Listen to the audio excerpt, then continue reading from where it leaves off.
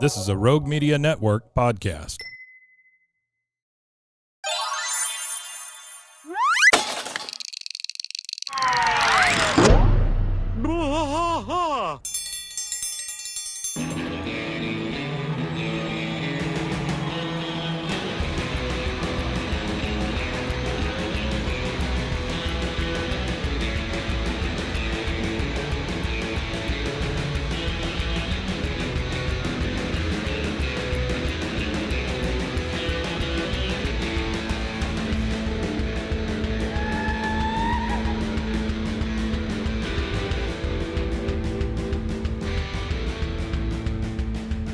One trash fight all through the night, deep in the heart of Texas.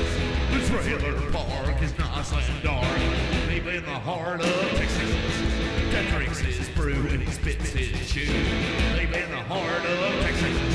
The TV blares, but no one cares, deep in the heart of Texas. Here we go!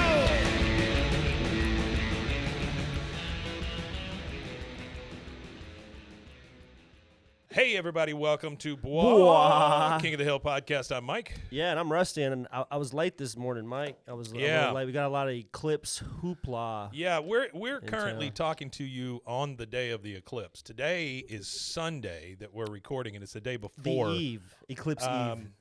Our city has gone insane over this freaking eclipse. Yeah, inundated. It's 4 minutes, and schools are out. They're telling us not to go downtown. I've heard figures of 100,000 people are coming. Then I talked to somebody else, and they say 200,000 people. I talked to a kid last night. He goes, I don't know what they're going to do with that million people that's coming here. That is bullshit. There's no way a million people are coming here. I feel like there's an Airbnb map that I saw. Well, that's a whole different. And what they had is it was a map of all the sold-out Airbnbs, and it had this that they used color red to signify sold out. And the line went all the way through the entire continental United States. So tell me the difference between like if there's a hurricane and stores charge more for wood as opposed to there is an eclipse. Okay, so one is price gouging. One is price gouging in times of disaster. No, it's not price. I don't think it's price gouging. No, all right. It not in a sense. It's supply and demand, and the demand for the supply went up when the population. Here's my only argument exploded. with that. Right, is that all these places have declared states of emergency. Yeah. Well, if that's the case, no, I agree. I agree. Yeah, I agree. mean, shit. I do know, though, that me and my son earlier were going through downtown and stealing license plates. I've got 32 of 40 or 50 states now. Sure. So yeah, there's a lot of people in town from everywhere. A couple of Florida, Make some a wall Oklahomas, Yeah. Montana. I think the furthest away I saw was a Canadian license plate. They make great belt buckles. Oh, yeah, but they do. I've never seen a belt buckle made out of them before. That would be a good idea, yeah. No, but I saw a Canadian license plate.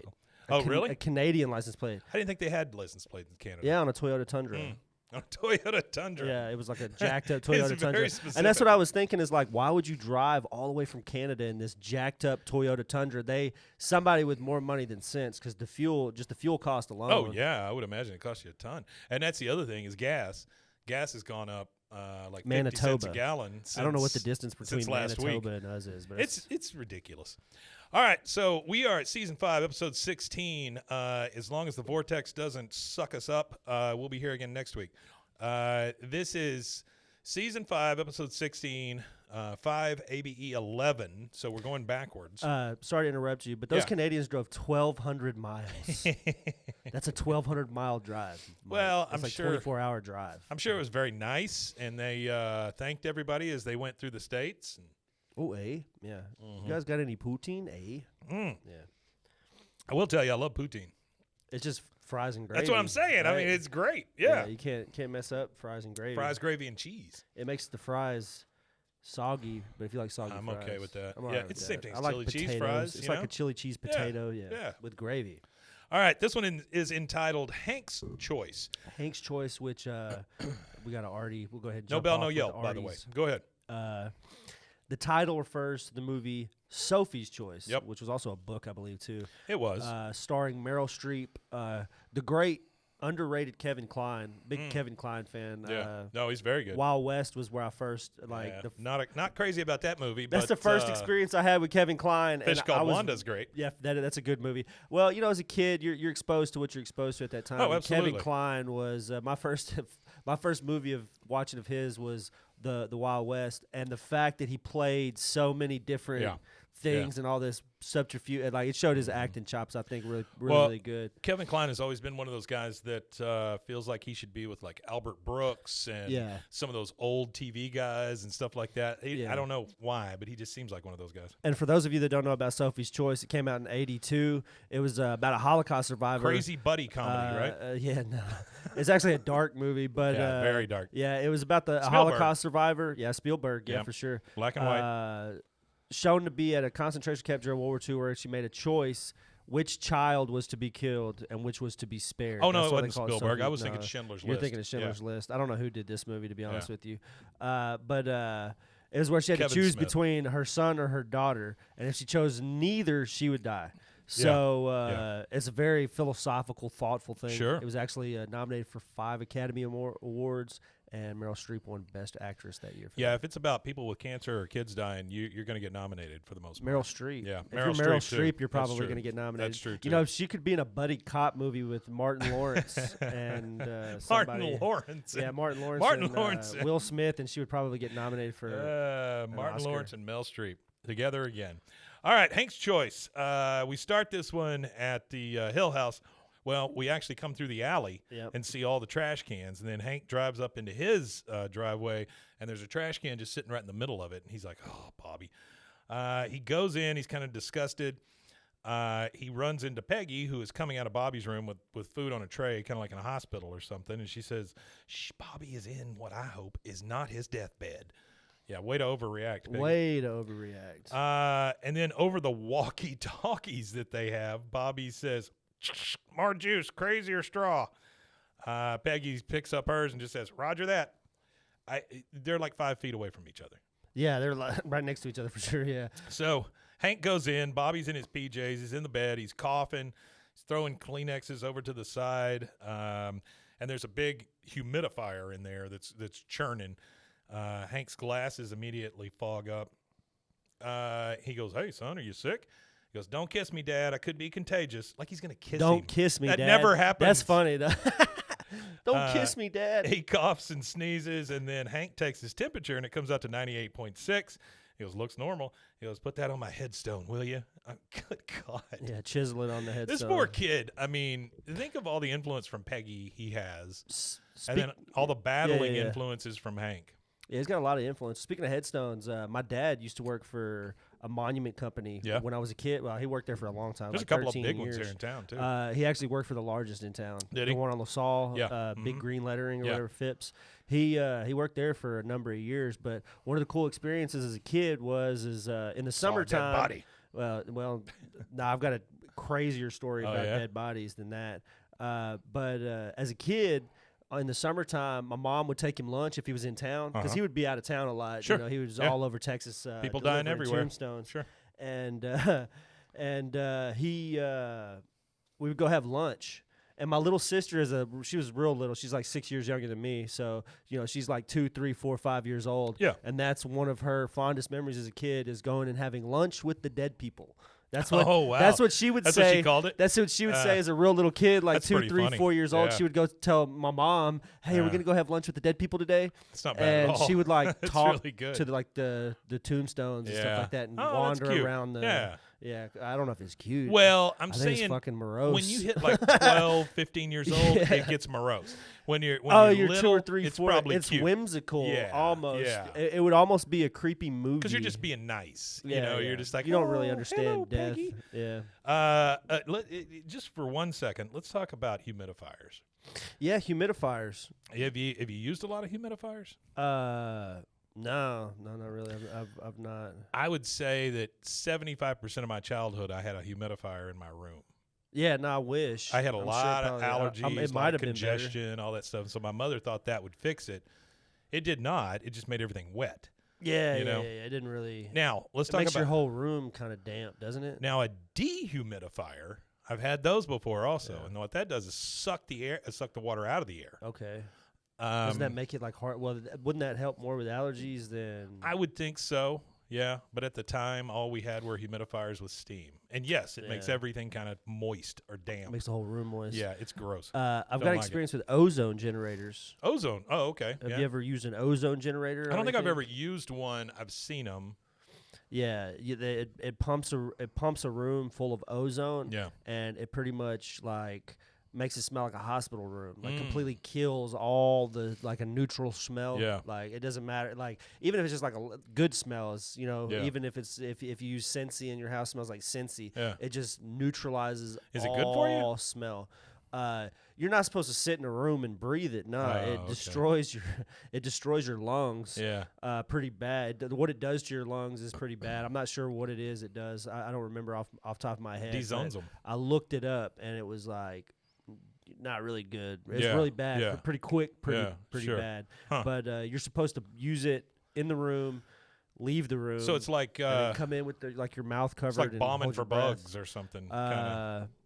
Yeah, but I think it's equally bad. I think it's I'm saying it's just the opposite, basically, of bombing for bugs, right? Yeah, because it's killing the stuff in the air, not the stuff you're you pumping can see. It full of I would think. O3. I don't know. I think is what ozone is. O3.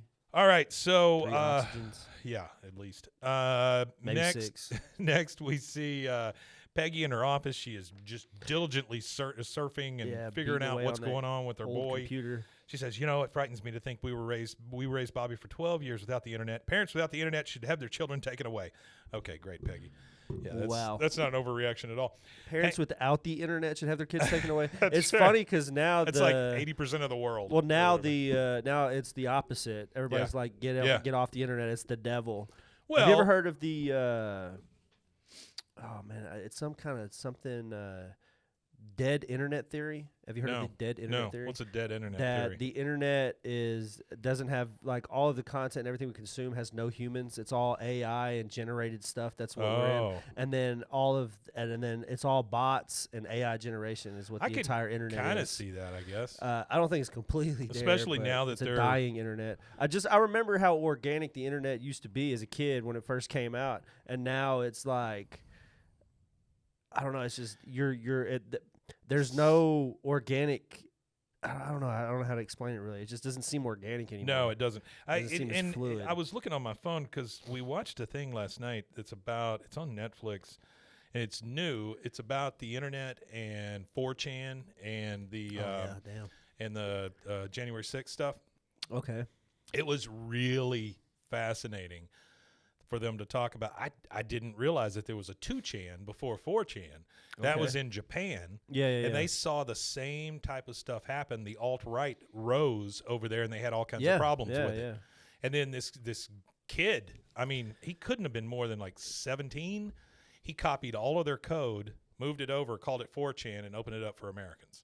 And then it just started eating itself, Yeah, it's that's where Anonymous came from. I don't know. I think it's kind of crazy how those like underground. I think it's anywhere there's anonymity, you have like this extreme, either direction. You know what I mean? It's not a bias. It's either direction, left or right, whatever you want to. I was telling my wife last night that it's basically. The symptom, or it's the cause. Something. It's not the cause. It's the symptom of all of these people feeling this way. You know, they all feel disenchanted. They all feel, like they're not part of society or whatever. All they got to do is take a shower, trim their beard or their hair a little bit, just the part right here, right around their neck. Yeah, around their neck, and dress a little nicer. Sure. And it'll go a long way. Well, I think getting out of the basement probably too. Well, that's the thing. And that was the weird thing about this is they all came out of their basements. That incel crap, like that's a whole different thing. Well, because it's almost borderline what it is. It's just something I never understood. I just don't get it. Like, why? Like, there's a ton of anti-feminism, anti-women. I mean, it's just it's sickening, honestly. Some of the stuff that these people say. They went in and they took over a website and. Then they all started making these African-American avatars with big afros and stuff, and they would go close down virtual pools and businesses and stuff like that on the internet. and then they would put them in swastika formation and all that. Damn. I mean, it's just it's ridiculous. Yeah. But it's unfettered access to the internet. Is what it is. You know, that's what it is. And it's a bunch of kids. It's a bunch of stupid kids. Teenagers. It's what they do. It's what it is. It's a bunch of teenagers on the internet saying edgy shit.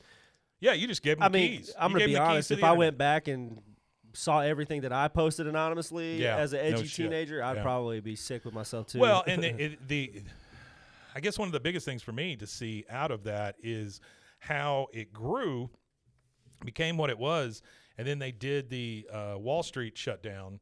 Yeah. And then everybody was gassed and taken away and arrested and all this stuff. Wow. There is no peaceful protest in this country anymore. You know, it's pretty well going. It gets wild. So it's a little depressing, but it's a very good documentary. I wish I could remember the name of it, but it's brand new on Netflix and talks about 4chan. Okay, so we're in Peggy's office. She's searching real hard. She says that parents without the internet should have their children taken away. Hank says, "What's it say?" She goes, "He has cedar fever or a sinus infection, or he may be allergic to something else. I do not know. We have to take him to the doctor."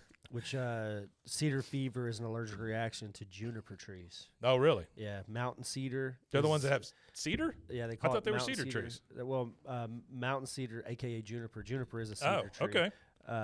It's called cedar fever. Even though most people don't get a fever, it's just allergy stuff. Yeah. Which is pollens. I would imagine that comes from the fact that if you are exposed to it long enough, you then get a sinus infection, you then get a fever, you get all that kind of stuff. Yeah, for sure. Okay, so Hank says, "How do you know it isn't just a runny nose? His temperature's normal. You know, when I was his age, I painted the living room with a separated shoulder." Okay, Hank, thanks. All right, Hank. Peggy says, everybody's hero, bro. Peggy says, "I am searching the web as fast as I can. Apparently, there's a local rock band named Cedar Fever, and it's complicating my research." That's very funny. Now we're at Strickland. The phone starts ringing. Hank picks it up. "Strickland propane, taste the meat, not the..." And then you hear Peggy go, "Okay, there's no time for that. Hank, I am over at the doctor's office with Bobby, and there's something you will want to know right away." He goes, "Well, is there something wrong?" And he hears Bobby in the background going, "Ah!" And she says, "Get over here." Hank runs out. He runs over or drives over to the West Arlen Medical Center where Bobby and Peggy are. He comes into the room with the doctor and Peggy and Bobby, and he says, "Bobby, thank God, what happened?" He says, "They were pricking my back with pins," and he has all of those dots on his back. Yeah, my son, my oldest, he had to go through a bunch of allergy stuff when he was young. Yeah. And that's what they do is they prick you with all of these little different allergens and see which ones cause a reaction on your back and which ones don't. I bet I've had that done 5 times. I've never had it done. Yeah. I know I have allergies because I know how things make me feel and I know what allergies are, but I've never been to like a doctor, an allergy doctor, and been diagnosed or anything like that. They did it 2 or 3 times when I was a kid, and then maybe only once as an adult. But I was allergic to so much stuff that they would do my back, down my arms, part of my legs. That's how my son was, yeah. And then you get those whelps, and you're like, "This can't be good." You know, this can't be good. Well, that's for what you. he would say because he was real young when we started the processes because they did it a few times as he was growing because his allergies diminished. Yeah. As he got older, it was the same for me. It got less and less and less that he was reactive to. And I couldn't eat red beans, period. I just could not eat beans. He never had a food allergy. All his allergies were green related, grass, trees. Yeah, well, same here. Every type of tree or grass. All of that had the horse dander, cats, dogs, grass, all the he luckily didn't have the pet stuff. I should have lived in a bubble is what I should have lived in. Well, maybe his allergies weren't as bad as yours then. But his allergies were all like grass and tree related. Yeah. He was allergic to every, like just touching regular grass. See, I didn't have that. Would make him like have him like break out, and he would get like not like break out, but he would all the allergy symptoms would come out. All his head would get stuffy and stuff like that. No, I absolutely get what you're saying. Allergies suck. They do like suck. The worst They're thing terrible. on earth. They're terrible. And if you have tuberculosis, the best place to live is a dry desert area. So that's what it feels like with allergies. It feels like tuberculosis. He says, Hank says, "Oh, you're getting an allergy test. You still want that Merlin tattoo?" He says to Bobby. And Bobby's sitting there with no shirt. He's got all the pinpricks on his back and stuff. Peggy busts in. She goes, "Hank, it's not good. And it's about Bobby." And she whispers that right in front of Bobby. But she whispers it like, "And it's about Bobby." And it's about Bobby. Yeah, she's not a very tactful human Not being. at all. Not at all. Now they're in the doctor's office. The doctor says, Bobby's having an allergic reaction to dander. Your wife tells me you have a dog. And Hank's like, oh, slow down there, Charlie. Hold your horses. I don't know why bud. he's calling him Charlie. Hold your horses, bud. Now, what does a dog have to do with anything? Doctor says, Bobby's allergic to the dog. He says, oh, you said dander. How do you know that Peggy doesn't have the dander? She gives him the ugliest stare. He goes, well, you're in that school. Peggy's got the dander. He goes, well, you're in that school with those kids from all over. She got lice once.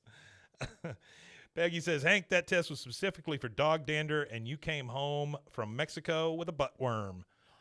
Okay, so have we hit that episode yet? I don't remember a butt worm. So I was thinking that same thing as I was watching this. So I'm thinking this the production order thing again. But Well, I don't again, it's remember her having a 511. butt worm, but I do remember the beer where they all go down to where she works for the call center for Alamo in Mexico. Well, and she's also doing like the Spanish call center stuff, which is hilarious. Well, also the MTV thing down at well, I guess that was like the coast, like the spring break stuff. Yeah, I was thinking that was Mexico for a minute.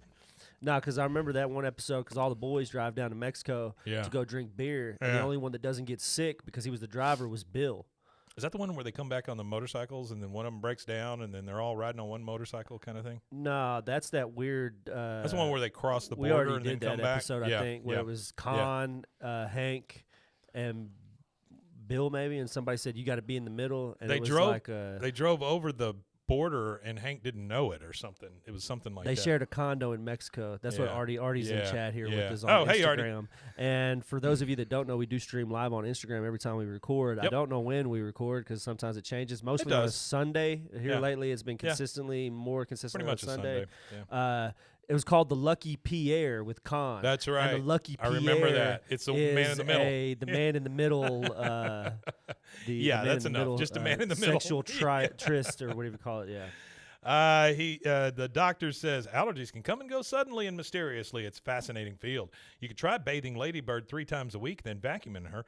And Hank says, oh, I already do that. So he bathes this dog 3 times a week and vacuums his dog. I don't know. That's a little excessive. Seems like it, yeah. Excessive. Peggy says, Hank, that dog is going out of the house. Look, if you want a dog inside, it says right here that there are several hypoallergenic breeds of dogs, such as poodles or hairless. All right, so this next quote is something you probably couldn't say today. But Hank says, a poodle? Why not go all the way and just get me a cat and a sex change operation? That's funny. That's still a funny joke. Can't we just give Bobby something? The doctor says, well, you could give him daily shots, but Bobby, we had enough trouble with the pinpricks. There are pills, but they don't often work, and the side effects include drowsiness, hives, rectal bleeding, and most people find it much simpler just to get rid of the dog. Hank says, we'll try the pills. We'll try the pills. Jesus. Speaking of things you can't say anymore,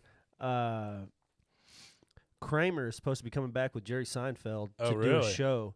And Jerry Seinfeld, they're supposed to be doing. I don't. What's his name? Michael Richards. Michael Richards is. Jerry Seinfeld released a statement that he's doing a special or something. I think he's going to have Kramer. Maybe it's a stand-up thing. I don't know. There weren't a lot of details about what they were creating. Yeah. But he pretty much said that I think he's funny, and if you don't like it, watch a different show. Well, he is a funny guy. He got mad at a heckler and said some things he shouldn't have said. Yeah. But I think they were also taken out of context. Like it was supposed to be jokes and stuff like that. Well, it's just like they did with Tony Hinchcliffe. Yeah. I think he's the most recent comedian I can think of that's got canceled for something, and that almost, that kind of affected his management and all kinds of stuff. Shane Gillis, too. Shane Gillis. Yeah. But see, that's the thing with But then he gets to be a star. Tony Hinchcliffe, too.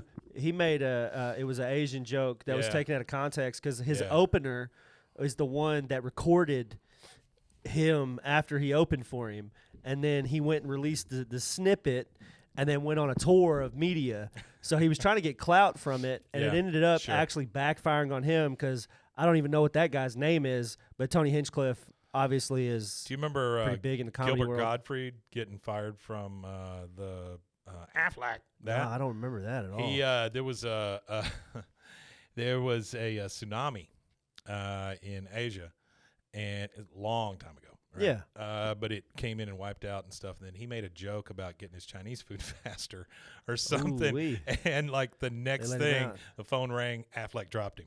So now when you hear that duck go, Affleck, that is not him. Oh, it's not him Hasn't anymore? been for a long time. Oh, wow. Well, he's dead now. But yeah. Rest in peace to a legend there. Oh, he was a legend, I'll tell you that. Yeah. No, I really like Gilbert Gottfried's stand-up. I don't really like his voice, but it worked for him. My he wife made it hates work. his voice. I like Iago, the Aladdin, like that whole character he did. That was really good. I mean, that was a big deal. All right, so we're in the alley with all four guys. Dale says, you just say the word and Ladybird will die a mysterious death. I know several poisons that have a meaty taste dogs love. Bill says, you know, Hank, I could take in Ladybird. She sniffed me once and did not look displeased. Hank says, thanks, Bill, but Ladybird deserves better than that. That's awful. And then Bill literally says, oh, I know. He says, that's an awful thing to say to your friend. When I was growing up, we had a dog that kept outside in its own little house. Dale says, Hank doesn't want your old dog. He goes, no, Bill's right. I could build Ladybird a doghouse. I was going to build her one when she was a puppy, but Bobby came along. I got sidetracked, making a crib. Maybe this is a second chance I've been waiting for. So the next thing we see is Hank is measuring Ladybird with a tape measure. Yep. And then he's building a doghouse. And from the scenes that we see, we think he's building an actual doghouse. No, he's building a tiny little replica so that then he can then build the doghouse over it. And the boys are looking at it. He goes, now, if you have any suggestions for improvements, make them now before I file the permits. Damn, Hank, just by the rules every single time. Dale says, all right, it looks too small. He says, it's a model, Dale. Yeah. In that case, just right. All right, Peggy opens the sliding glass door. She says, Hank, Bobby's only breathing through his mouth. I'm afraid to bring him lunch. I don't even know what that means. Yeah, I don't either. Hank is outside finishing the luxury doghouse. He goes, give Bobby some more pills. I still have to put in the baseboards and bolt the walls to the foundation. She goes, gee, Hank, I would love to give our son another handful. Bolt the walls to the foundation. Yeah. That's not a sentence I've ever heard related to a doghouse. No, you shouldn't be. A foundation, period. Yeah. She says, Hank, I would love to give our son another handful of pills, but he's been asleep for 18 hours. Hank says, look, I'm just as concerned as you are, Peggy, but I need more time. I can't have a dog in there licking at exposed wiring. And then Peggy gets on all fours and crawls in the door of the doghouse. And she goes, this floor is warm. He goes, oh, that's the radiant subfloor heating. You know, 80% of a dog's heat loss is through its pads. Okay, that figure came from the radiant floor people, so it might be a little high. That's funny. All right, next, we're having a ribbon cutting to open the doghouse. Yep. It seems a like whole ribbon cutting. Seems like a lot. I got a artifact here. Yeah, so, man, go. Ladybird already has an outside sleeping situation. You never really see it, but in one episode, Pregnant Pause, season 3, episode 4, where Dale leaves a note about taking Ladybird on a bounty hunter adventure or whatever, and Hank calls it Barkingham Palace. Yeah, but it's never shown ever again. So, well, that's what he calls it here? Yeah. Yep. Okay, so she crawls in. He tells her it's subradiant floor heating. So we're at the cutting the ribbon, dedicating the doghouse. Everybody's gathered around. Hank, Peggy, Bobby, Joseph, Dale, Boomhauer, Nancy, Luann, Ladybird, they're all around this thing. Bobby is just sneezing and wiping his nose the whole time.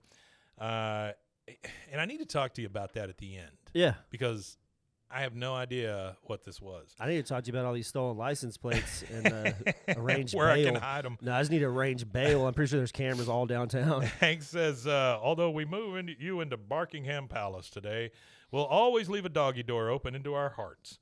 And we hope that you have made your home as wonderful as you have made ours these last 13 years. You know what's crazy? He's like cracking up, man. He built this palace for a dog that's literally dead. That's true. Like 13 dog's got like 2 years left. Hound dog. Yeah. That's an old hound dog. Yeah, it is. A really old hound dog. That's an underworked hound dog. That's a hound dog that's never hounded. He says, okay, Luann, champagne. And she pulls out the bottle, cracks it, and it goes, the champagne goes down the roof right into the gutters on the doghouse, freaking gutters.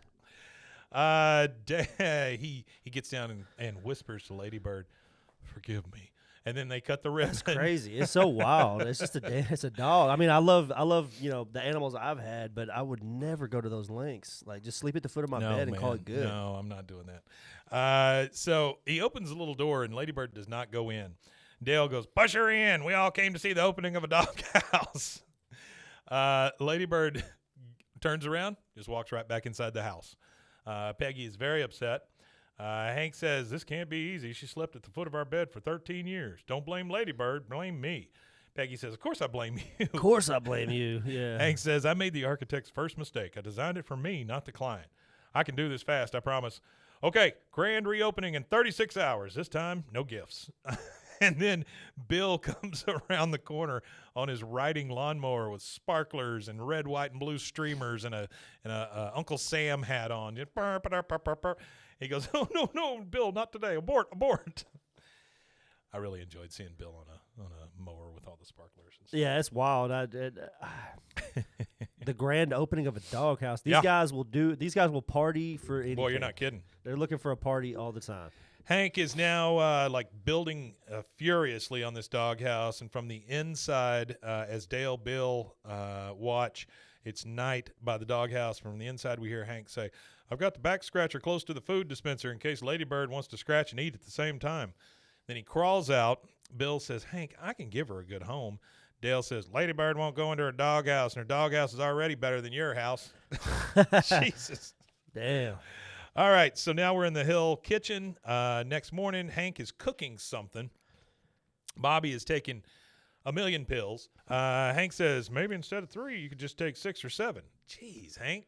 That's bad. Bobby says, whatever, they're not doing much for the dog hair, but watch this. And he puts hot sauce right on his tongue and goes, like it's a trick. That's crazy. Peggy says, Bobby, that cannot be good for you. Hank, it is only fair to warn you that tomorrow I am shaving the dog. I'm telling you, if you're taking medication that allows you to pour hot sauce on your tongue, there is something seriously wrong with whatever you're taking. Well, you remember the COVID stuff. I mean, that was you could basically do that at that point. Hey, there was a girl at Baylor that went viral for doing that. For what?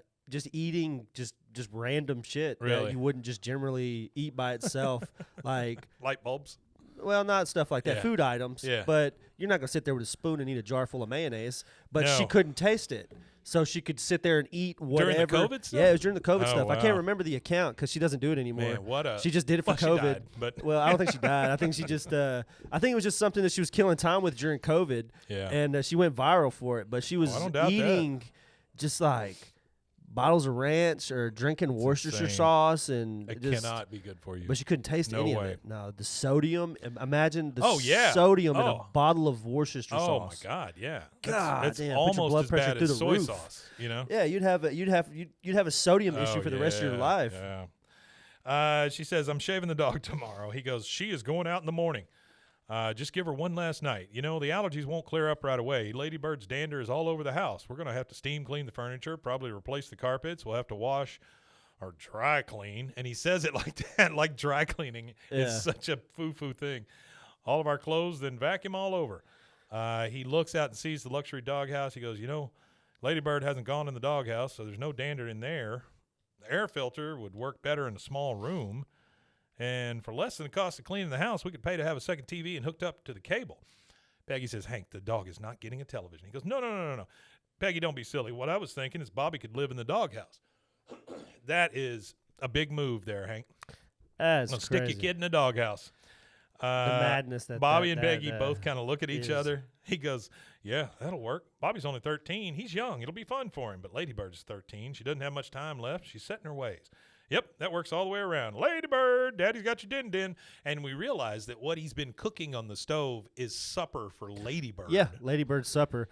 There's a lot of pet owners that do that. I know. They make their well. It's actually my cost buddy Melvin. effective too. Yeah. My buddy Melvin, he and his wife make all their cat food. Oh, they do. Yeah. Well, it's cost effective I'm not doing that. too. Well, from what I understand, is it's cost effective. Yeah. But I don't have the time. I'm gonna keep them outside, and they're gonna eat cheap dog food. Yeah, I don't have the time for that part.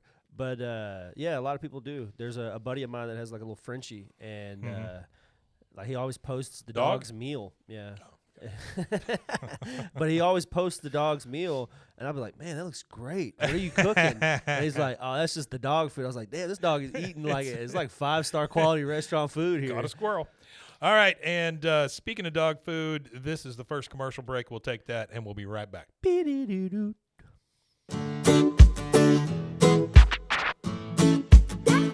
Snack Attack is a podcast about the history of your favorite snacks, candies, and treats. Each 5-minute or less episode features the history of a great snack from around the world.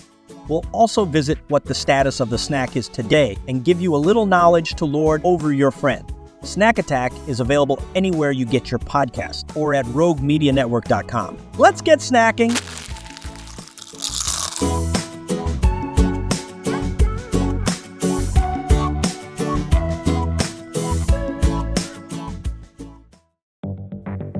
Step into the unexpected with Cultastic, or How to Start a Cult Without Really Trying. A podcast where cult creation unfolds in the most unpredictable way. Join us on a unique journey into the world of theoretical cult formation. Unlike any other podcast, each episode of Cultastic is co-written in part using ChatGPT, and we let it decide our fate, good or bad. What makes Cultastic truly intriguing? We don't know what's coming each week. Together with our AI co-author, we'll discover and build this cult, one episode at a time, exploring various aspects of cult dynamics, leadership, and group psychology. Delve into themes of charisma, influence, and the power of group thinking. It's a blend of expert analysis, theoretical exploration, and the unforeseen twists of AI-generated ideas. Remember, Cultastic is an exercise in imagination and education where we weave a narrative one episode and one tenant at a time. Curious about where this journey will take us? Subscribe to Cultastic or How to Start a Cult without really trying on your favorite podcast platform or at roguemedianetwork.com. Let's build this mission to save the people of Earth, week by unpredictable week.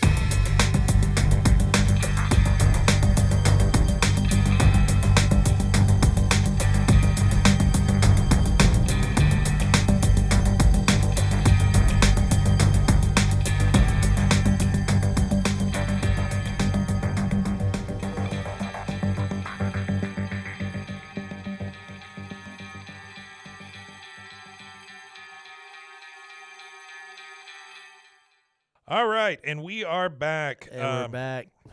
We are out at the doghouse. Bobby is inside this doghouse. Hank says, it'll be like Tom Sawyer, Bobby, but instead of a raft, you'll have a doghouse. Peggy's standing there. She goes, okay, Bobby, you've indulged your father long enough. Now get out. He's not getting out. He must be stuck. Hank. And then he pops his head out and he goes, I'll take it.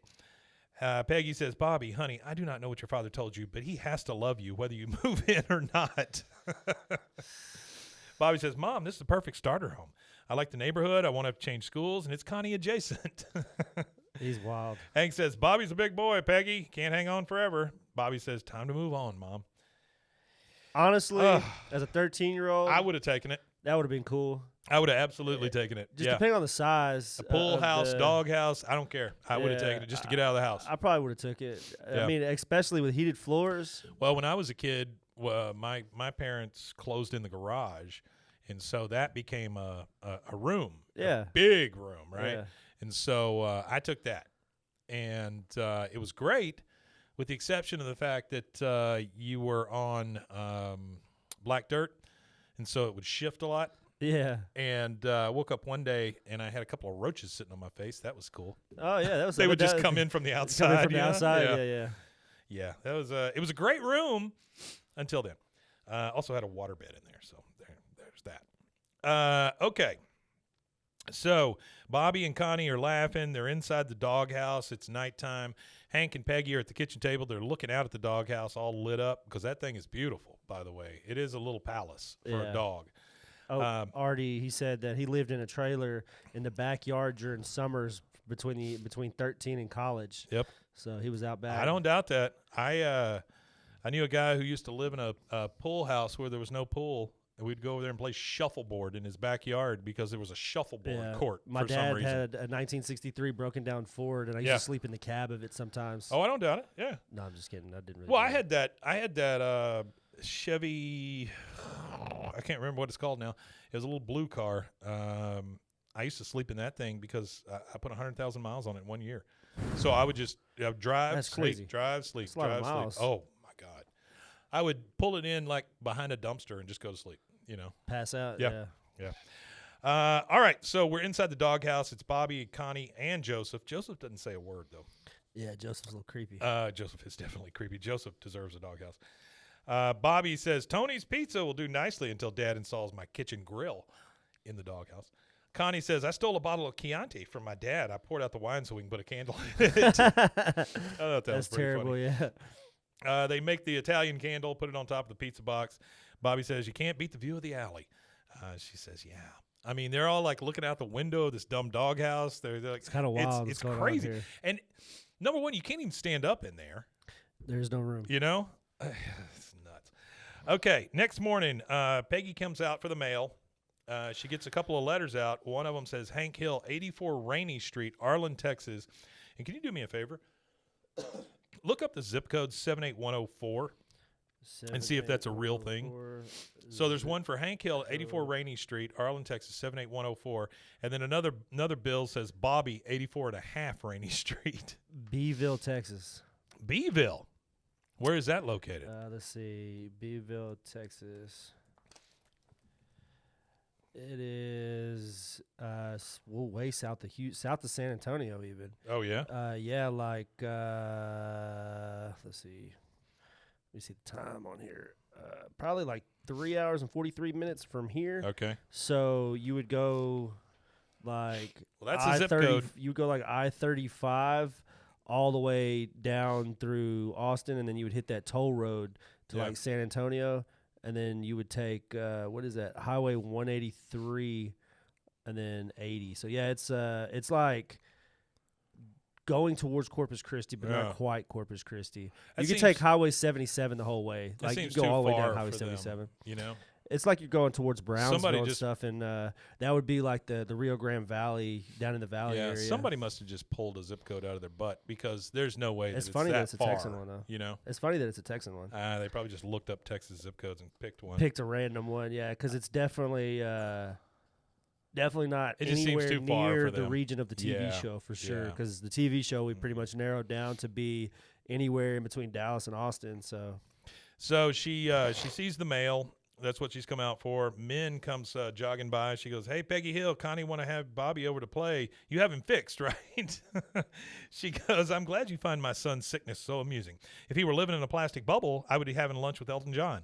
That makes zero sense, Peggy. Zero. But she says, but because he's in a doghouse, big laugh. You know, it'd be really funny if Connie broke her leg. And then she just goes inside and slams the door. It's like, damn, Peggy, you just escalated that like 1,000%. Next thing we see is a sign hanging that says reserve parking for Georgia Bloodhounds only. This is actually now in what used to be Peggy's old office with the water heater.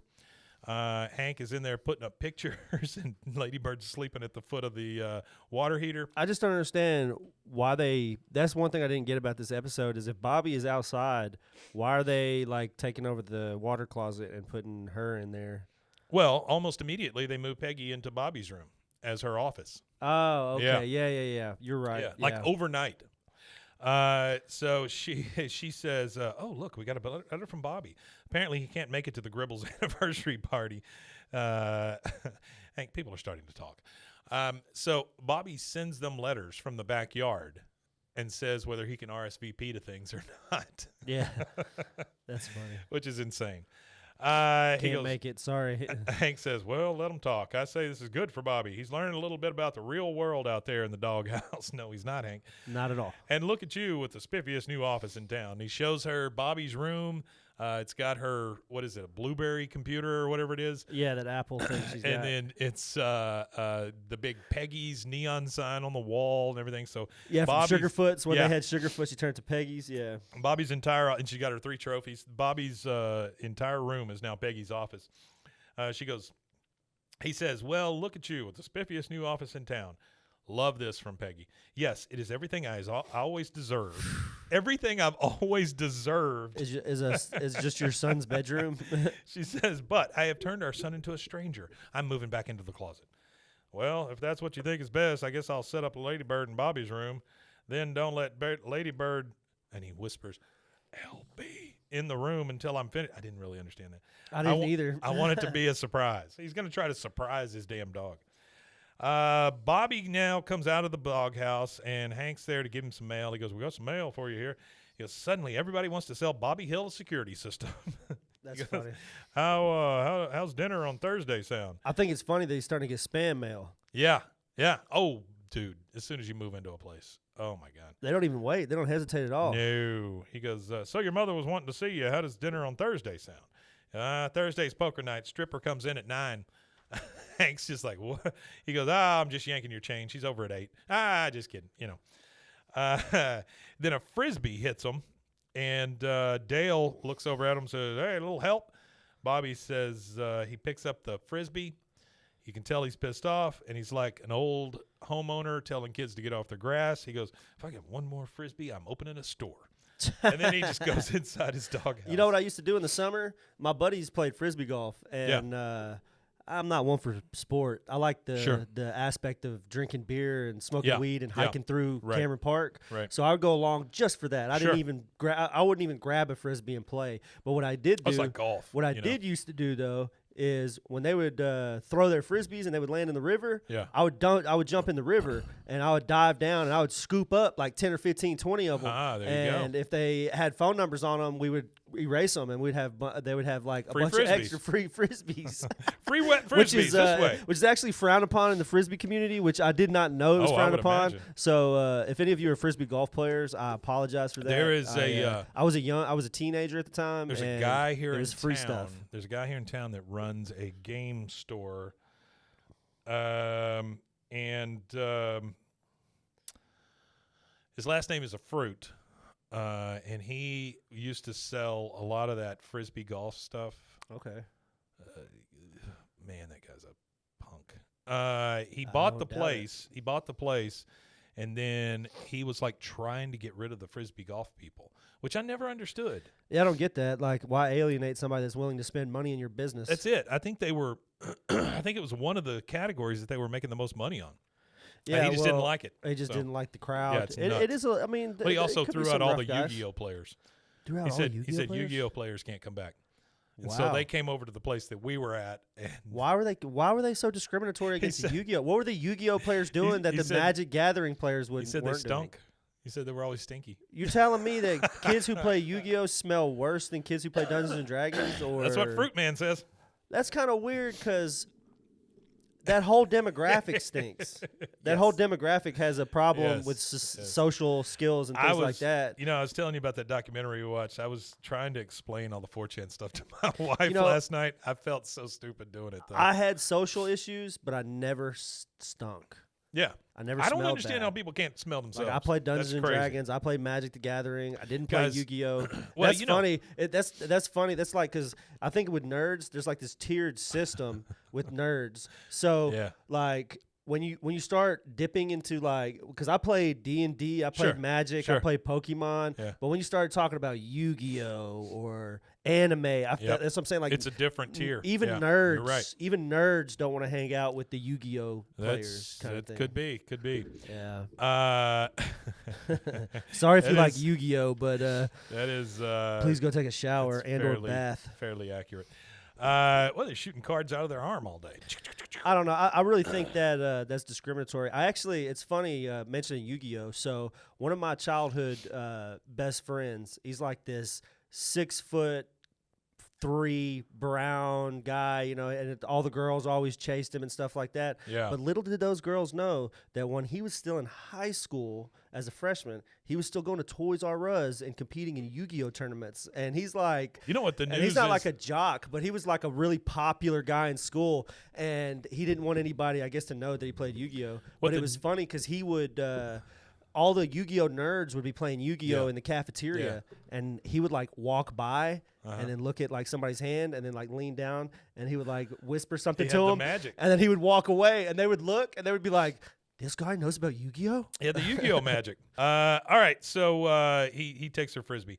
Now we're in the doghouse watching TV with Connie and Bobby, You hear the TV say, Mayor Bridgewater said a financial feasibility. Anyway, it's just like background noise. Yeah.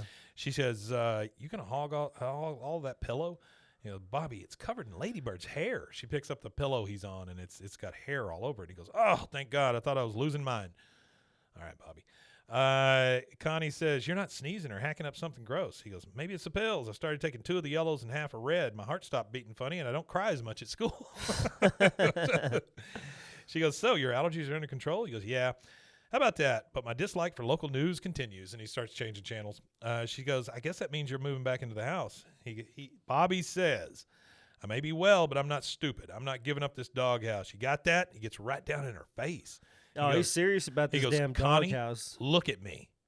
Say it. And she goes, I got that. He goes, good. And then the toaster pops up, and he goes, that would be our toaster pastries. I mean, he turns from like mafia bad guy to, hey, our toaster pastries are ready. All right, now we're at the Arlen Gun Club. When it first showed it, I didn't really understand it because there was a big balloon arch over the top of it. But everybody's dressed up. A happy anniversary banner is there. There's a lot of people there, and they're there for Dale and Nancy's anniversary. They don't say which one. As the camera is panning over to them, though, we pass Bill, and he goes, I own my own house. He's talking to somebody. He says, I own my own house. And then they go to Dale. He's standing there with Nancy, and he goes, hey, everybody, look what the gun club made for our anniversary. He holds up these targets, and they're in the shape of Dale and Nancy.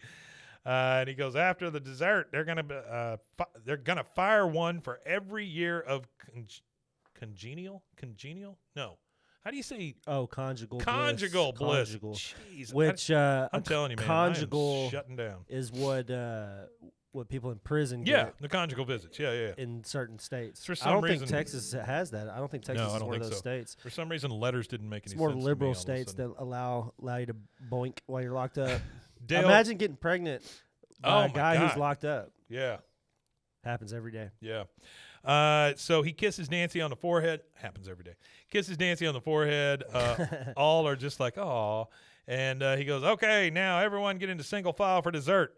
And they kind of look at him. He goes, single file. And he cocks his shotgun at him.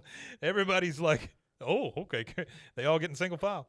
He's talking. Dale is now talking to Hank and Peggy. He goes, I'm sorry Bobby isn't here. I'm sure he'd love the desserts. That's basically a fat joke on Bobby.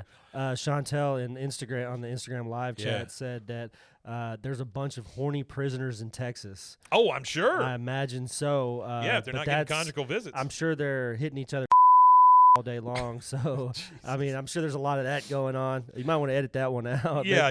Maybe put a boop on that. Yeah. Back, boop, boop.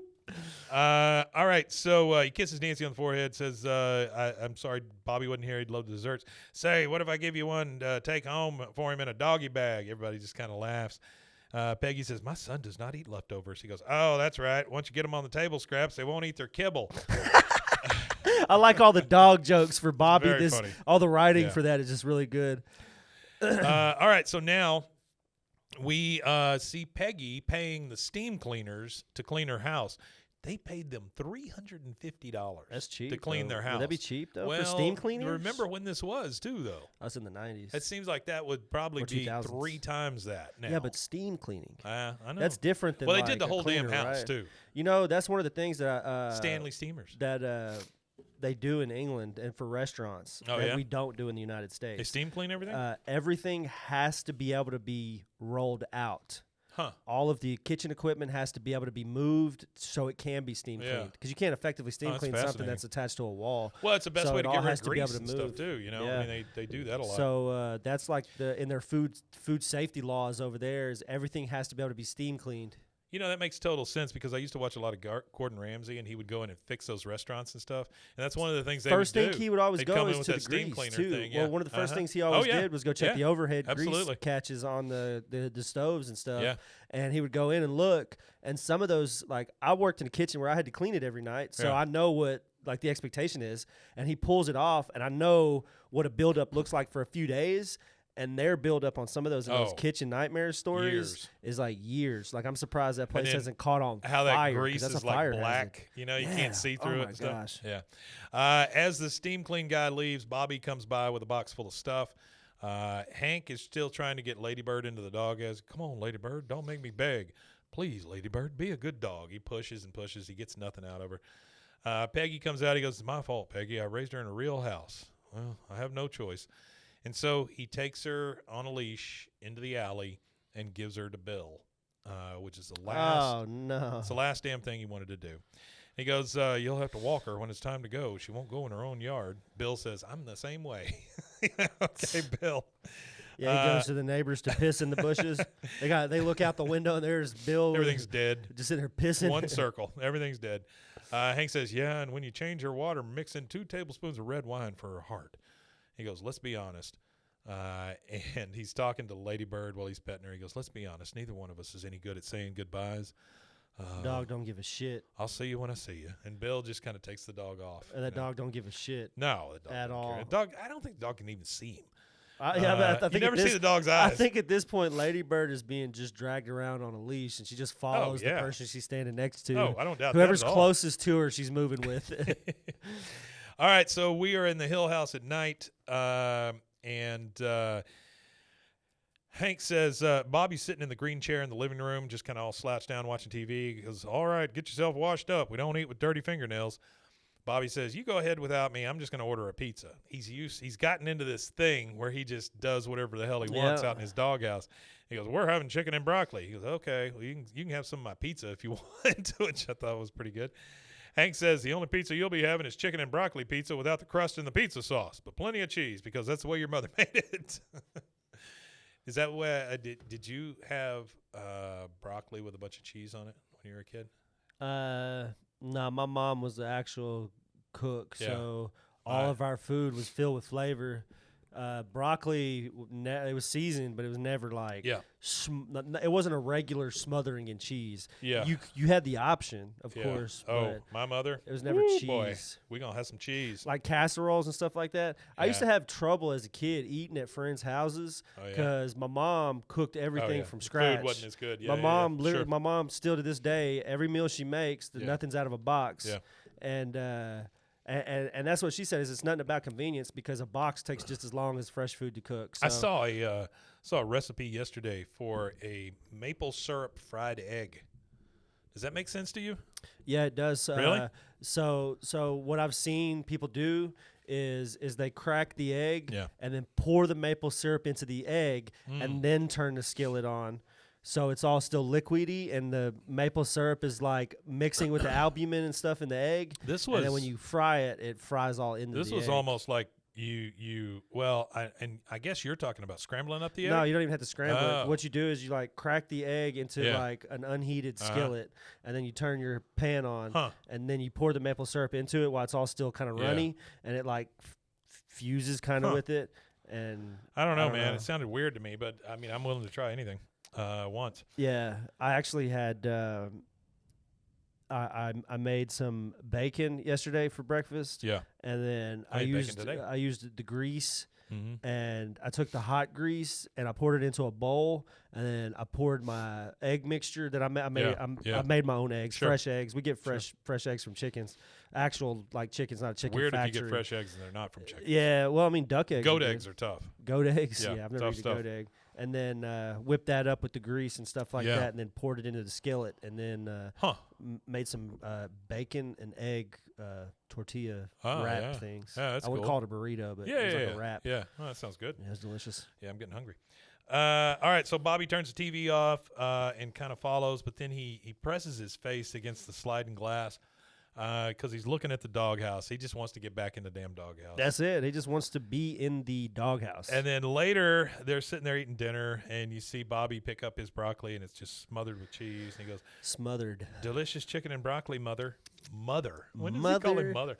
It reminds me of old Mike Pence calling his wife mother. Oh, yeah, mother. Oof. Hello, mother. It's gross. Hello, mother.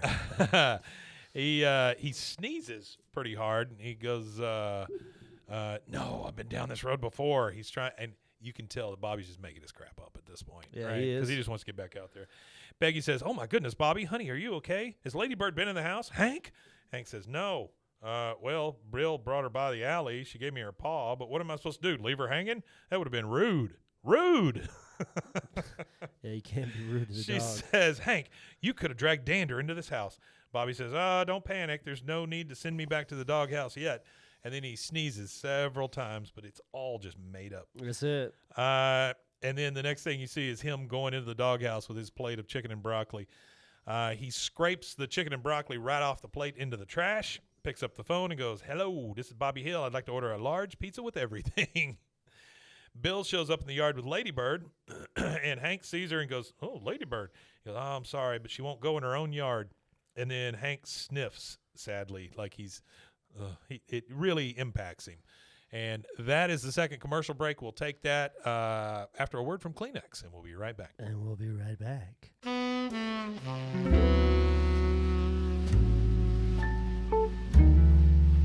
Ned Hillsdale, a hard-drinking, foul-mouthed ex-cop turned private detective in the city of Chicago. He lives dangerously, loves intensely, and drinks harder than anyone. The very things that got him kicked off the force now make him the city's best detective.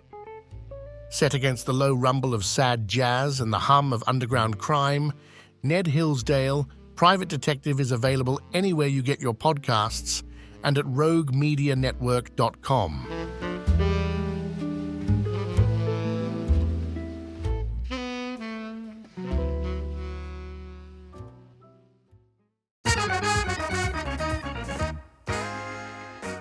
Hey everybody, I'm Tony, and some call me Big T. And I'm Carrie, and we have some exciting news. We have a podcast. Absolutely, it's called My Husband is a Hunka Burning Love. No. And we'll be discussing some different sex positions overweight couples can easily perform, I correct? don't think so. It's called I Married an Idiot. I know, I'm just kidding. We'll try to stay on task, focus. Did you take your Adderall today? Really? You're going to ask me that? Are you insinuating something? Never mind. You may be wondering why we're doing this. We have been together for 36 years. 36 short, long years. freaking years. But we must be doing something right? Well, we must be. But this is where the fun starts. And you know me, I love having fun. Fun is the best thing to have. Yes, it is. On our show, we're going to be discussing a wide variety of topics. And I'll give you my opinion, and you'll give your opinion. So please, do not embarrass me. I'm not going to embarrass you. I told you 1,000 times, but you also need to learn to get some thicker skin if you're going to be doing this. No. And don't take everything so damn personal. I know, but you get personal. Anyway, it's up to you, not you, Carrie, but the podcastee listeners, the audience, to decide which one of us is the idiot. It's going to be pretty obvious, trust me. Absolutely, totally obvious. Was that a shot? Of course not. Okay, good. Just checking. So, you know, everybody has an opinion. It's like my daddy always said. Oh, no. Here we go. Well, it's true. An opinion is like an ass. Everyone has one, and some are bigger than others, or it went something like that. Stop. Would you be nice? See what I mean? Tell them where we can be found. Anywhere you get your podcast or roguemedianetwork.com. Just look up I Married an Idiot. Sit back, relax, and give us a try. I promise you it will be entertaining. And if you want to contact us, you can shoot us an email. Well, I don't seem to have the email at the moment. This is not good. I don't seem to have that at the moment, but we'll let you know, so stay tuned, and I promise you we'll let you know. Sorry. Really? Well. But yes, eventually we'd love to hear your feedback. You can give us suggestions on what topic to cover, comment on our show or an episode, or just drop us a line to say hello. Just remember, any negative feedback should be directed toward Carrie, and all positive feedback should go to me. Wrong again. Hey, babe, look, we got to go. Let's wrap this up. Okay, just remember to tune in. It's going to be fun, and thanks for giving us a try. Absolutely. Until next time, peace out. God dang. I thought it went pretty good. That went well, not. Well, I thought it went okay. Why didn't you tell me the email? Do we even have an email? You said you were getting the email. I did not. When did I say that? You're such an idiot. Oh, the hell with it.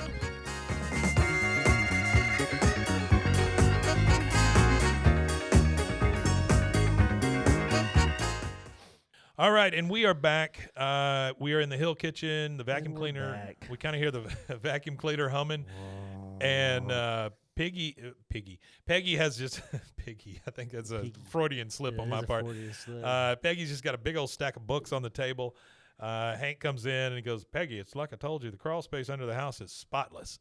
The crawl space. She says, I shouldn't have cleaned this book first. It's too engaging. I can't put it down. Hank tries to empty the vacuum cleaner bag, and there's just literally nothing coming out of it. He goes, Peggy, there's nothing in here. We've already gone through the house twice. She looks up. She sees the light fixture. It's one of the – and I have one of these in my kitchen. It's a big square, like recessed light fixture. Yeah. And it's like a soffit, like a drop-down soffit. It's large bulbs, like the long, what do you call them, fluorescent bulbs. We used to call them lightsabers. So when I was a kid, I hate those things. They shut down the movie theater on my side of town.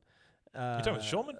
I'm talking about the, I don't know what it was called. It used to be by the Winn-Dixie. Yeah, it was a Shulman. Okay, so whenever they shut that down, I love that theater. We were Urban X. We were Urban Explorers. I went over there after they crushed that place and tried to grab some seats and stuff because you could have taken anything you wanted from that place. You wanted, but I'm about to get there to you on that point. It down.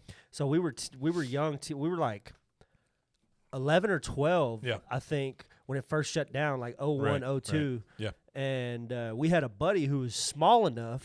It was closed forever. Yeah, it was closed for a while. It was closed before then because it wasn't open very long after I moved moved to the United States. I was there for a bit. But we had a buddy who was small enough to slide through the ticket window. Oh, wow. And that is a small kid. He was a little kid. He was a like real Ocean's little 11 kid. with that Asian guy there. Yeah. That's exactly what it was like. And he slid through it.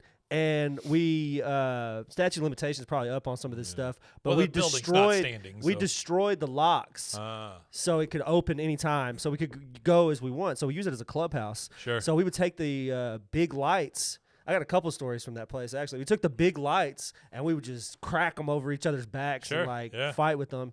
There was like movie posters we got. Kind of thing. I can't remember what happened to all the stuff from it, but we used to have a bunch of movie posters. One of my buddies had taken the speakers, and he had 2 speakers in the trunk of his car that was from the movie theater. Holy crap. And that shit was loud. That shit it was. It would rattle his entire big old shit speakers. box. Yeah. It was a shit box. And the speakers took up his entire trunk space and back seat space. And he had it all wired up and everything. And nothing was like screwed down. So his speaker box would literally vibrate up into the air and stuff because it was just it was insane. Yeah, I liked that theater. It was a Shulman theater. Shulman are 3 brothers out of College Station. Okay. And they would go around and just open theaters in different cities in Texas. Small stuff, they used to do like small towns. Yeah. We had 2 different Shulman theaters here. One was over, where the McDonald's is on Valley Mills, that little shopping center behind it. Yeah. That was a Shulman when it first opened. Then it became like a dollar theater. And then the one over that you're talking about, Lacey Lakeview, that was a Shulman. Okay. and they were fine guys and all, but it's now a Providence clinic. And you know what's funny? They're about to shut the clinic down. Really? Yeah. I played pool with one of the Shulman brothers one night. Oh, wow. Mark. And shout out to Mark Shulman. Yeah. Hey, Mark Shulman. For some reason, he always knew me. I don't know when I met him, but every time I would see him, he'd be like, "Hey, Mike." Okay. And then I get that all the time too. It's hey, weird, Mike. right? Yeah. Hey, Mike. They say that to you? Yeah. I'm like, no, it's Rusty, but appreciate it. But I played pool with him. That guy, he was, I think, the youngest brother. Yeah. And they would send him into the little crappy towns to open all the little theaters. So he would get stuck with all the hard work. He was always griping that his brothers didn't do all the work. He had to come to the town and do all the work and build those theaters and stuff. The only one that I have anything from like that is the Ivy Twin, which used to be right over here at Baylor. When they shut that down, my buddy was assistant manager there for a long time. And so the original Batman movie with Michael Keaton, we must have seen that 25 times in that theater, right? We would just turn it on at midnight and just dance around the theater and tear stuff up, just whatever. But I have one of the outside movie poster frames from that theater at my house. Oh, that's cool. It's got a Die Hard poster. I had a buddy that almost broke his back inside of there too. Really? It was actually in the Winn-Dixie side because we used to. What you would do is you'd go to the roof. Yeah. And then you would just go over to the roof access for Winn-Dixie, and you could drop down into it until the homeless people just busted out the windows, and then you could just climb through the window and get in. But we would climb down into it, and where the offices were, back in those days, grocery stores, they would have their offices up on like a second. They would build like a second tier so it overlooked the whole store. Well, it was all just like cheap, shitty plywood. We don't have any Winn-Dixies anymore. Yeah, we don't anymore. Yeah. But at that time, that Winn-Dixie, it had like wooden stairs that went up to this. Like their floors were just awful, shitty-ass plywood. plywood, and there was like a leak that had leaked and sure. messed all this wood up. Yeah. And my buddy just didn't even think, and he just like was kind of like jumped down onto this deal, went right through it, scratched his back. He had like a huge scratch all over his back, and then he landed on his back. Took all the wind out of him. He was just laying there like this. Like, I don't doubt that, man. And he had a huge bruise on his back. Yeah. Closest I ever came to that is I used to run a beta-only video store. That tells you how old I am. Oh, wow. And nobody would come in, right? Yeah. So, but there was a liquor store in town that would deliver, Chinese liquor store, and they would deliver. And by the time they got to you, they didn't care how old you were. Just give me the cash. Just give me the cash. That's all they're worried about. So we would order liquor in, and we'd get all liquored up, and then go out in the parking lot and do stupid stuff. And one day I decided it'd be fun to strap myself to the front of my buddy's pickup and have him do donuts in the parking lot. Oh, that's fun. And then he just stopped, and I went, flew right off. And Oh yeah, I shattered imagine my wrist. so. Yeah, it was great. I'm sure you didn't feel it though. Till the next day, at least. Not a lot. The only thing I was proud of is that the cigarette never came out of my mouth. So I was pretty. That's a happy about talent. that. Yeah, it was. Great. I used to. I mean, I've had a lot of those situations. You know what they say about your arm? Hmm. It's one of the best shock absorbers on earth. Yeah. Like as your Until arm, it's not. Because I don't know how many times I've been 3 sheets to the wind, just blasted, and never spill. Like it's just amazing how you can never spill a drop. It's like your body is conscious of your drink. Yeah. So you're constantly like It's moving like your cup. Yeah, it's like being on a boat. You got your sea legs, and you're just like, but nothing ever falls out. All right, so she sees we started this with a light fixture. She sees the light fixture, and she goes, Hank, give me a boost. He goes, I bet those light fixtures are perfect dander magnets. He brings her a chair. She opens up the drop light, and she goes, I can't see it, but I know it's in there. Pack your bags, you flaky bastards. Dust mop. You flaky bastards. How that's not the quote after the credits, I don't know. Maybe because it's because it says bastards. Bastards, maybe. All right, so Connie comes into the doghouse, and she sees Bobby, and he's pulling crap out of an old pizza box, and he goes, oh, I can't believe it. I didn't eat that last night. And he just starts eating it. She kind of looks around, and it's just a freaking mess in there. There's just crap all over the floor and stuff. He goes, what are you doing? She goes, oh, I thought I'd clean up a bit. He goes, I like it the way it is. That's why it is the way it is. Yeah. She goes, you know, you used to have the best looking doghouse in the neighborhood. Well, that's quite an award. That is an award. She goes, now I bet it isn't even in the top 10. Why don't you move back in? Every night your dad has to watch another man brush his dog. Every time Ladybird wags her tail, your father dies a little. I think it's funny that she recognized the scam, and she's like, come on, Bobby. Like, oh, absolutely. You had your fun. She knows Bobby. You done scammed the shit out of you. You done ate pizza, threw your mom's dinner away. Well, you gotta suck it up, Buttercup. It gets a little worse. Yeah. So he goes, it was my dad's idea to move me in here in the first place, so just relax. We got a good thing going. As long as I keep sneezing, the lady next door can't say boo. And then another dog sticks its head in through the doggy door. Yeah. It looks like the dog from the Little Rascals. Yeah. It starts barking. He goes, no pop-ins. Get out of here. Ow, ow, ow. Just starts barking at the other dog. Connie, needless to say, is a little grossed out. Yeah, she ain't pleased. No. Now there's 3 of them in the alley watching Bill play with Ladybird. So Hank and Dale and Boomhauer are over there watching watching Bill play Ladybird, play tug of war with Ladybird. Yeah, tug of war. And this is funny. This Hank this looks quote, at it. Yeah. Hank looks at it and he goes, "I made that game up. That's our game. I want to play." Well, there you go, everybody. Hank Hill is the inventor of tug of war. Tug of war with a dog. With a dog, specifically with a dog. Dale says, "Look, those 2 more look alike week after week. You did that after 10 years." He was like, "Bill looks more like Ladybird now than you did after 10 years with your dog." Boomhauer, I never seen dang old dog so happy, man. Talk about that dang old life. You know, best friend. You want a beer, man? And Hank says, I don't want to associate beer with this kind of pain. So he walks over to the doghouse. Connie also walks up, and she goes into the doghouse and says, Bobby, I brought you an air freshener because it is gross in there. Bobby is now sitting in this thing in his underwear. He's drinking from a dog dish. Whenever he's going feral. Whenever she says something to him, he turns around. He's got shit all over his face. There's kibble in an automatic dog dispenser that's fallen down that he's eating. He's getting feral. Oh. Yeah, he's going. He's taking the role play a little too far. And Connie's just like, oh, dear God. I mean, she literally gasps, when she sees him. Yeah, she's getting pissed. Peggy, however, inside the house goes, yeah, she starts calling Bobby like he's a dog. He comes into the house. All the chairs are in plastic. Everything's gone off the wall. He's just in his skivvies. Hermetically sealed. Hermetically sealed for the most part, yeah. Bobby, come on, Bobby Hill, Bobby. He comes to the door like a damn dog. He's still got stuff all over his face. He goes, were we robbed? They took the carpeting. Hank says, robbers wouldn't do this good a job sanding and triple varnishing the floors. Peggy said, we cleaned this house top to bottom for you, Bobby. It's clean enough for you to make computer chips in. Clean enough to make computer Hank chips says, in. don't be afraid to breathe, Bobby. It's the only way we can find out if we got all the dander. Speaking of clean spaces, so I had that little podcast I started with my buddy, and my buddy wasn't able to continue to host it with me, the Video Games Are for Losers podcast. Sure. Mm-hmm.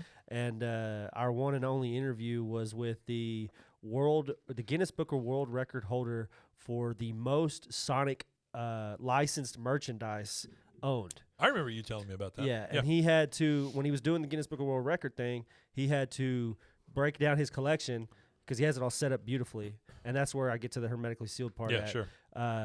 So he had to get each individual item, and it had to be Sega Sonic. It had to be Sega licensed. It couldn't be like whatever made, because he had one where somebody had Cinema Swarovski Crystal Sonic. Oh wow! And that's not a thing. Somebody either made it or had it made or whatever. Yeah. And so he's got 2 warehouses, I believe, or 1. Oh my Lord! On his property, full of stuff. But it's not like warehouses like you think of it being stored like just in a warehouse in boxes. Yeah. He's got one of like the most beautiful displays. He's got the old glow-in-the-dark carpet that you had in arcades. Yeah. He's got the arcade lighting. Yeah, like black light stuff. They were shutting down the mall in the city that he lived in. Yeah. And he went in and grabbed all the arcade signs and everything. This was in the late 90s when he did all this. So he got a ton of good stuff.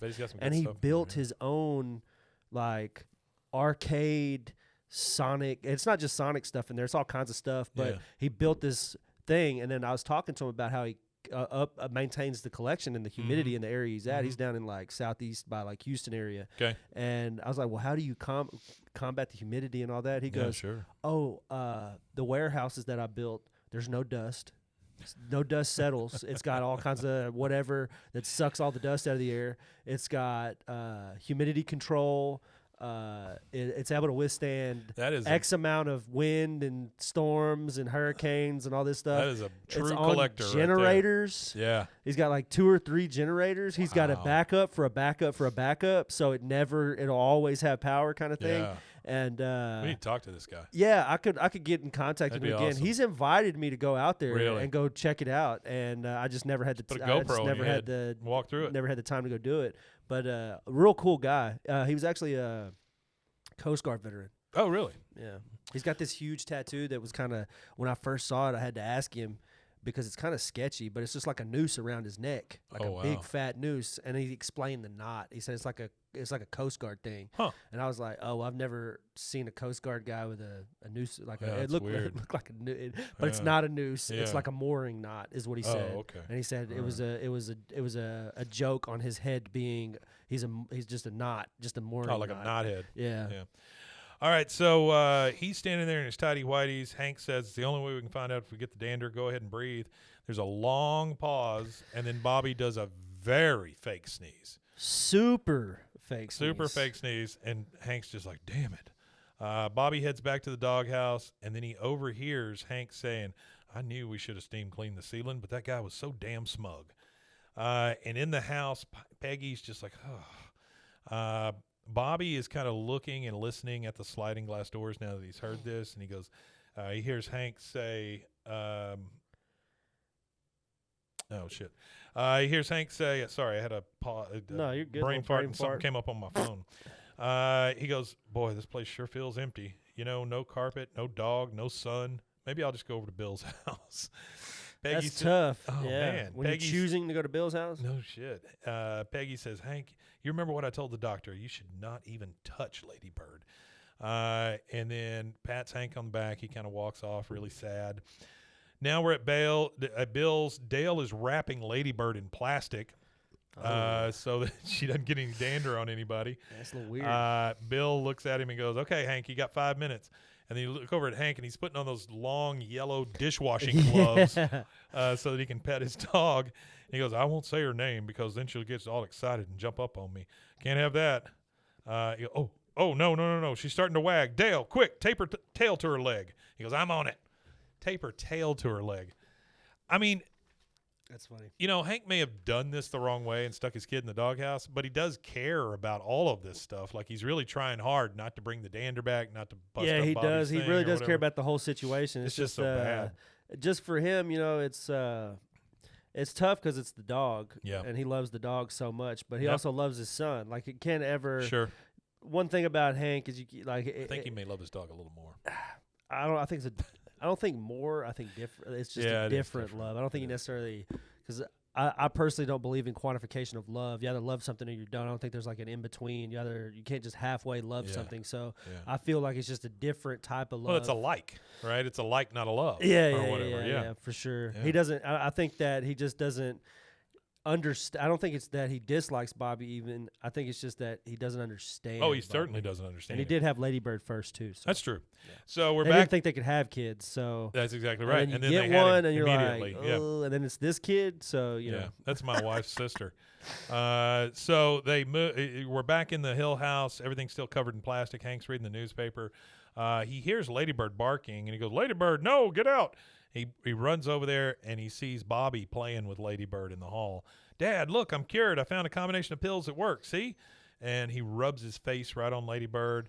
Hank says, "Hey, girl, welcome home. You too, boy." And Bobby says, "Thank you, Dad." And he just rubs Bobby's head like he's a dog. Well, he was diggity dog there for a little while. Well, here's the thing. What happened? Where does allergies go? Yeah, I don't know. He just doesn't have them anymore, or he takes the right number of pills? Let's see if there's anything. He says he takes a number of pills, but I don't know.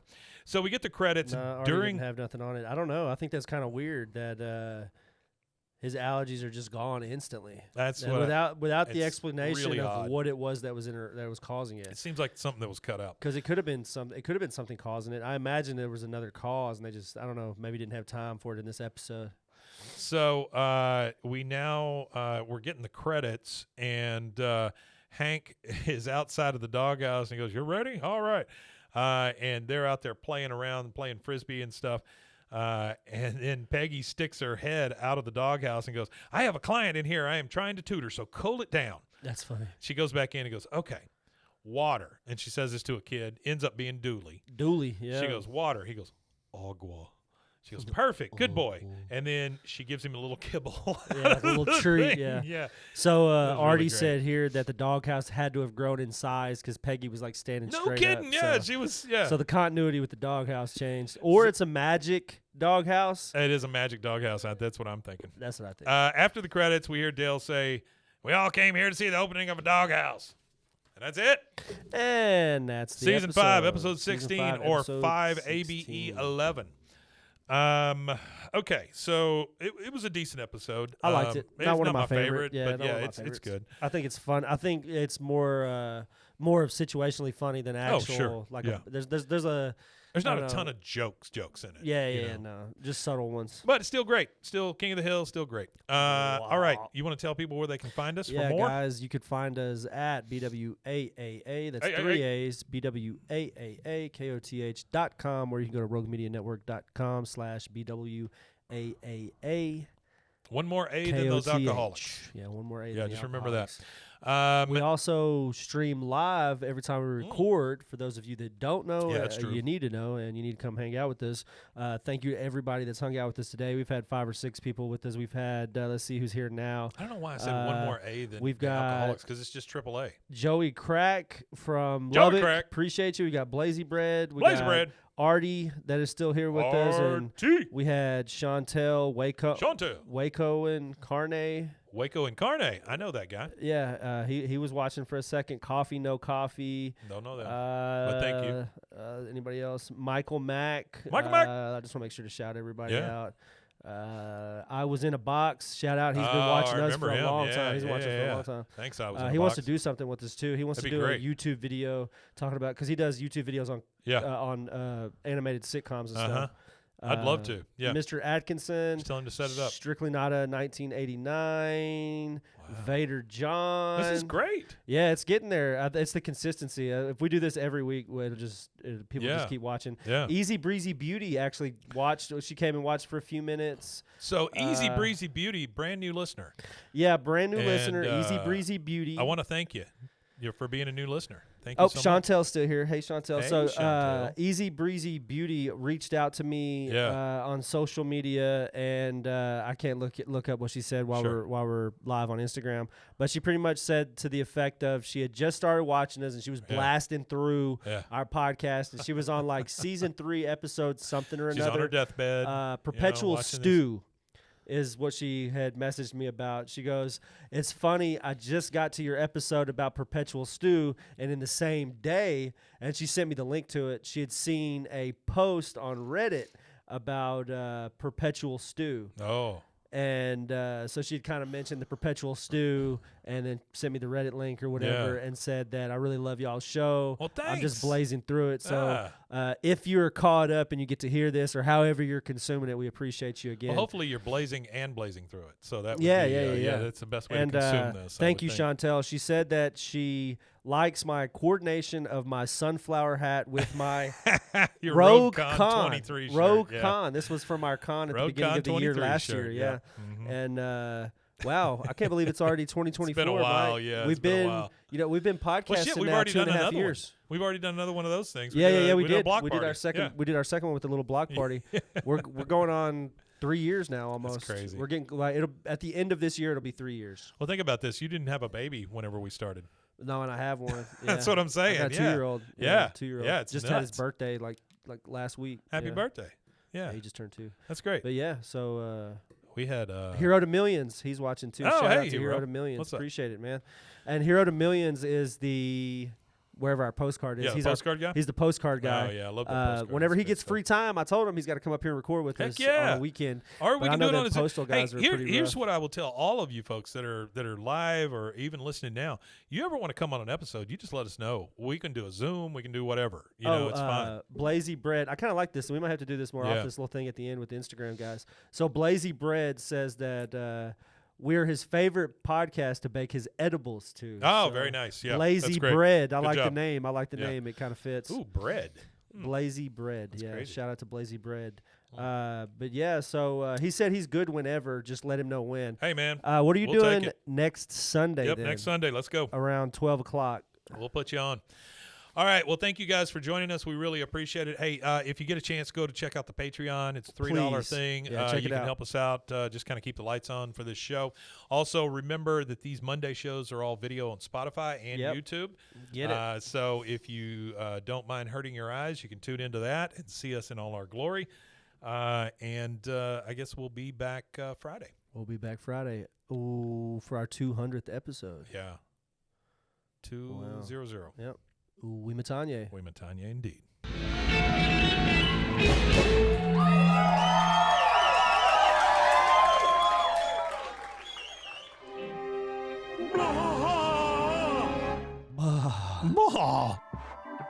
This has been a Rogue Media Network production.